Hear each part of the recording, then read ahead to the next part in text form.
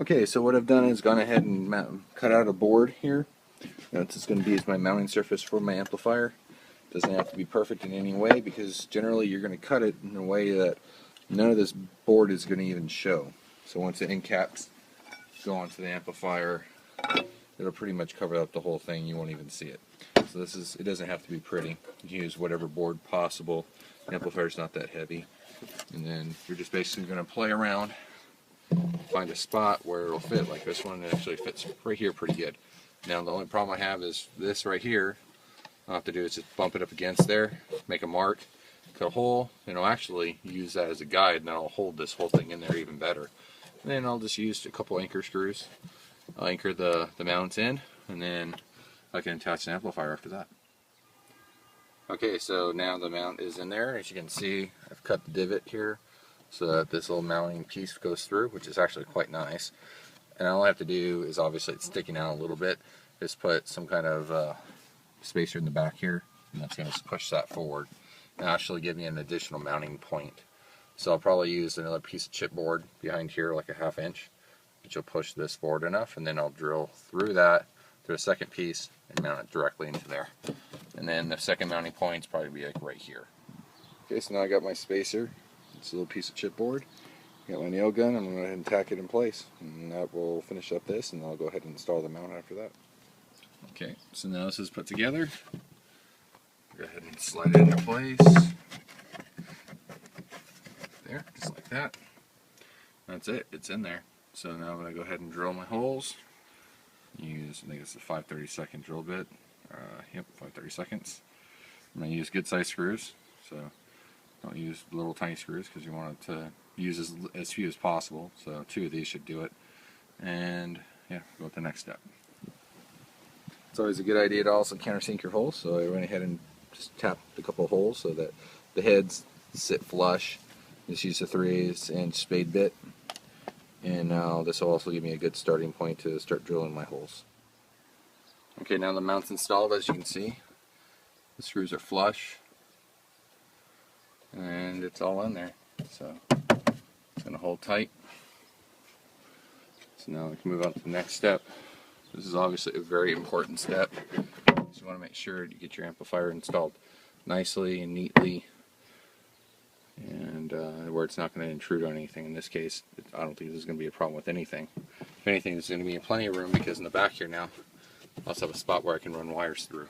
So it'll be even more covered up to where you won't see where any of the wires are running. So that's that part.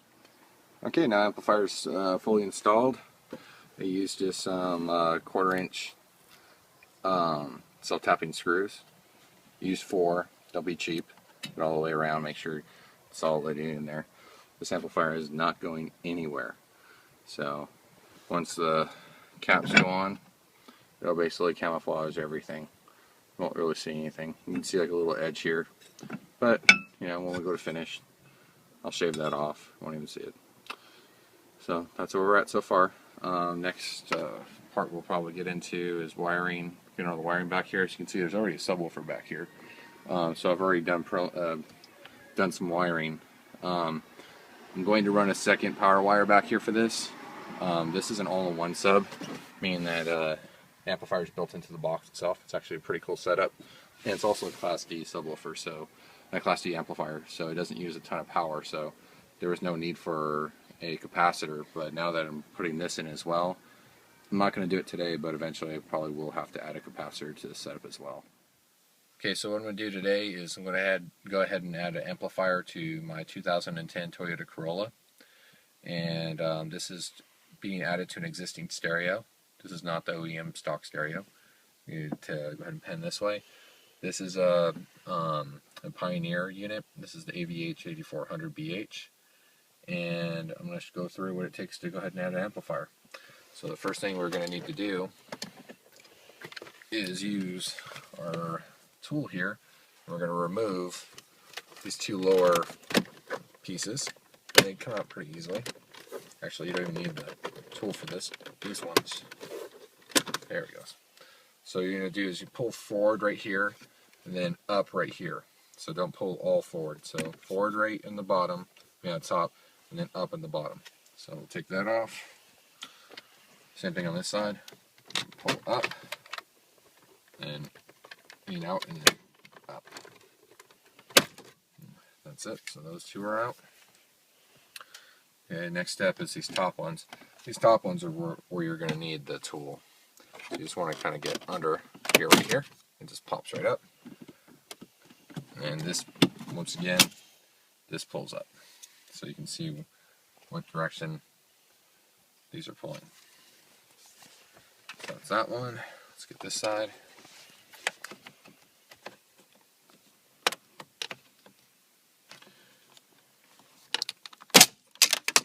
Woohoo!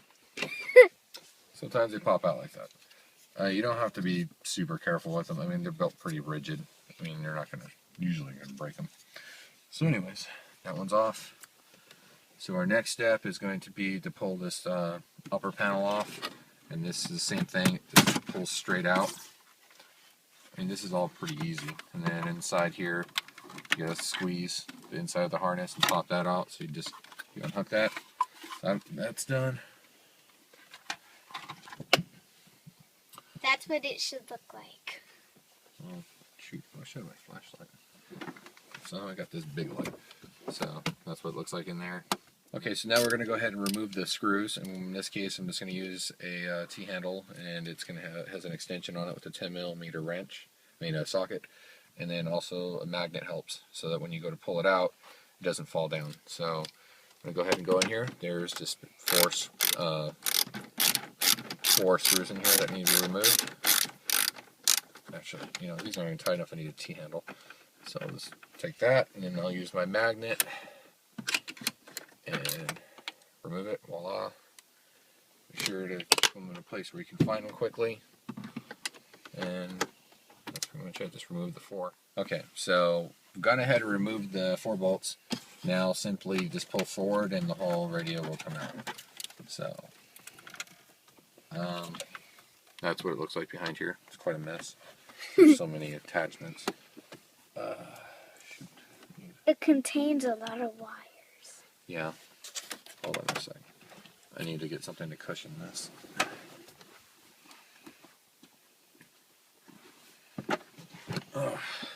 It's going to be resting on the shifter, so I don't want it to scratch it. So maybe not. Anyways. Alright, so now all I have to do is basically go in here and connect my AV lines in the back here. I already have a remote line running. Okay, so I've gone ahead and fed these RC lines through here. I'm hooking up everything. I didn't buy a kit. I bought all the parts separately because I really didn't need any speaker wire or anything like that. So I've got 12-foot cable, 2 sets. Just want to make sure to mark which one's which one's front, which one's rear, and that's it. And through, they're in. Oops, my finger got in it. Or maybe fingers. That's pretty much it. I just need to get in here and. These are the new ones. The AV lines, RCA lines have been hooked up, and all you want to do is basically go off the accessory and run a T-tap. And you can run one that way. Since I already have a subwoofer hooked up, I already have a T-tap off of this, so I don't need to add any more wiring for that. So basically I can button up the radio from here. And then I'll move on to wiring up the rest of the amplifier next. Okay, so I'm going to go ahead and put it back together. It's reverse of how it was taken apart. So 2 bolts on either side. And then everything else just pops back together. Right, so I'm going to start popping everything back together.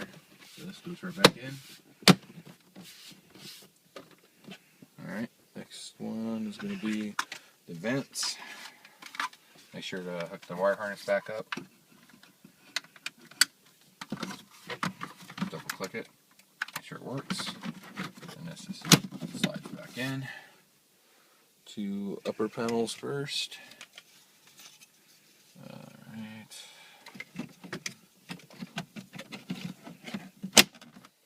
Snaps right in.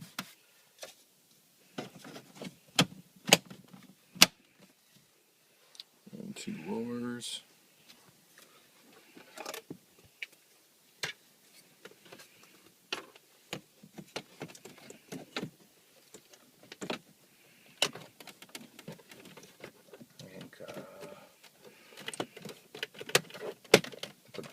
bottom has to go in first, and then the top.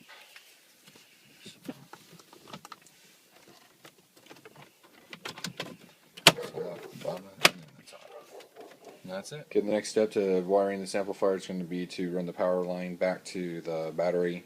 In this case, if you have automatic, this should be easier than if you have a stick, because the area here back, let's see if I can get light back here. Jeez. Back here where the clutch would come through is a nice opening where you can drill a hole, and it's easy access from the other side. You just want to put a rubber washer in between there so the wires don't cut. And then you can just run it right back here. Make sure to put some kind of heat shielding on the wire and hook it to the positive battery terminal. I'll show you from the other side here what that looks like. Alright, so from inside you can see this is a nice spot. It's easy to get to that little covering. I just had to pop out of there. Gives you a nice, easy access. There's 2 wires right in there because I have 2 amplifiers hooked up to it currently. And both of them are running, let's see, I think that's either 10 or 8 gauge wire. Neither is a very high power amplifier, so that should be enough. So that's pretty much it. Okay, there's all kinds of different ways to fish cable through here. I started from this side and basically pulled it through to where this little grommet comes in. And you want to pull one side of the grommet off. Sorry, not light. Not light. Here, see if I can turn the light on here. Yes, right. Sometimes you want to pull the left side of this grommet off, and then feed it through. Now, different fishing material can be used, but in this case, I used a 3 zip ties taped together, and at the end, I staggered them so I could attach my wire, and it would pull them through. Basically, pushed it from the inside coming through. I pulled away the vapor barrier, pulled my hand back through here, and pulled the wire through. Then I popped it through right there. It is here. And it's going to run back to there. And that's it. And I'll do the same thing on the other side. To reassemble this is just the opposite of what you did to take it apart. But you may come up with a better way. But this is the easiest way I found to get that wire to feed through and keep your stock look and keep the wires protected. So the other door will be exactly the same. I also started pulling up the door sills. They just pop right out. But you do want to be careful. This door sill comes up first. And if you look, the plastic that holds these in is just kind of cheap. And if you mess up, you'll probably break them. So anyways, I'm getting ready to just go ahead and put the rest of my cables in here and run them back to the amplifier. And I'll have to do the same thing for the other side to run the speaker from that side all the way back, and we'll continue from there. Okay, so what I'm going to do here is go ahead and take this door panel off. Alright, so the first thing you need to have is an awl. I'm going to use this there's a screw cover right here. I'm just going to use this awl to basically just pry up the little cover. You'll see which side has a little lip, so you can get in there and pry it up. So you'll do that one. We also need to pull up on this side first. And that will pull up the handle where this attaches. You can also use your pry tool, which will help too if you can't get it easily. Which doesn't seem like it's going to go.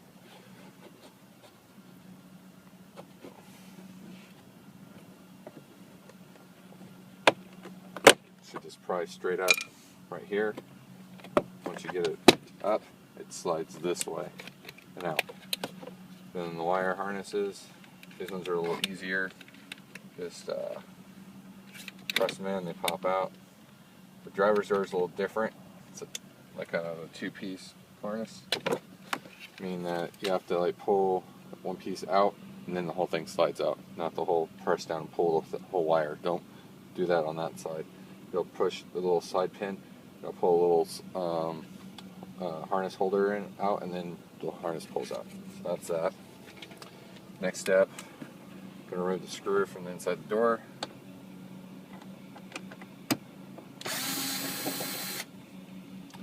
So, next step, inside here, I'm going to go on the inside of the handle, and this this just pops out. Remember, you want to pull from the inside here. And when you put it back in, make sure to put this side first and put this side in. Don't pull from that side. Alright, so that's pretty much it for that. All we have to do now is just pull the door. You can use your panel puller or just do it by hand. You can just get it by hand here.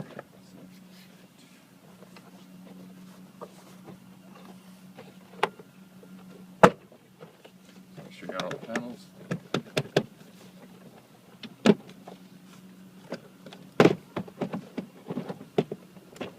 Oh, it'd help if I got that screw out. I took the cover off, but I didn't get the screw. You don't want to break anything here, so that's the other screw. Now, the whole door panel pops off. On the inside of the door handle, this is just held in by a couple little clips. You just undo them. And the whole door panel comes off. Door panel's been off before, as you'll see pretty quick here. It's good to have a couple extra clips too. The clips look like this. You can get them from Toyota or eBay. They're not expensive, but it's always good to have a couple just in case you break any. I'm pretty good at this, so I never really break any of them. But like I said, it's you never know if you take it apart a car that someone else has messed with before, and a lot of people break these damn things. Depending on when you're doing this, this vapor barrier right here needs to come off a little bit on this side. And if it's hot, this is going to be really kind of nasty and sticky. Since it's not too hot, it's actually pretty cold out here. It's going to be a little easier. So I'm just going to go like that and stick it right there, because I'm going to have to stick my hand in here all the way through to help feed the wire through when I go to feed it to run a new wire to the speaker, the one that's going to be running from the amplifier. So there's a little grommet right here. I'll have to take it off on the door side, on the outer side, so that I can feed the wire through a little easier. And just basically just pries out. That's going to make it easier.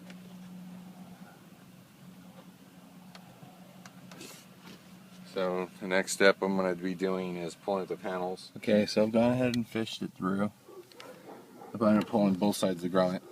On the other side I didn't have to do that, but that was the only way to get the wire through. I use my zip ties, and I ended up actually having to use a piece of malleable steel to force the wire through and then back through the other side. It's, it can be hard. There's other ways of doing it. There's vinyl string and stuff like that, but this worked. It only took me a couple minutes to pull it through. See, on the other end it has this side on it, and then it had a piece of metal on it. So I'm going to feed it through, pull from inside here, and pull the wire through, and probably pop it right here, and then hook it right at there, and that's it. Okay, so the wire is now through. Just need to plug that in, and it's also been plugged in here, clipped it into the harnesses, fished it through here, also through this back side. You just need to put all these covers back on, and then just wire it back to the amplifier. So one of our final steps here is to go ahead and wire up your back speakers.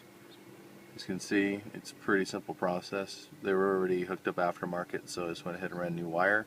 I just ran it across the back here. I got these little sticky hangers that you can put a zip tie on, so you can basically run it back here and keep your wires organized. This is one of the simplest parts of the installation, and once all your wires have been run back, they can run back down to your amplifier and plug in and just clean it up. You can use lots of black tape. I mean, that's kind of one of the keys here, is that you want to use lots and lots of black tape and keep all your wires looking nice and clean. And you can see now, once that's pushed back, installation's complete. Okay, so now that we're done, the amplifier's been installed. Like I said, the key to it is to make sure you do a clean installation. You want it to look as if there was never any work done to the car at all, and that's how you know you were successful. As you can see, all the panels laid back down like they were supposed to. Nothing was broken. If you do break anything, remember you can always replace anything that gets broken. So that's pretty much it. It's all put back together. On Toyotas, we have a bit of an issue as far as ground suppression and ground noise suppression, and you'll need to go ahead and buy an RCA ground noise suppressor for each of your lines, probably. And I don't think it happens to all cars, but Toyota seems to have a big problem with it. And you'll have to wire that in line with your amplifier so that you don't get the hum when you start the car. They're not expensive. You can go on eBay and get them for $8 or a 4-channel amp. So that's my last bit of advice. Any questions, go ahead and just add them to the end of the video, and I'll be happy to answer them.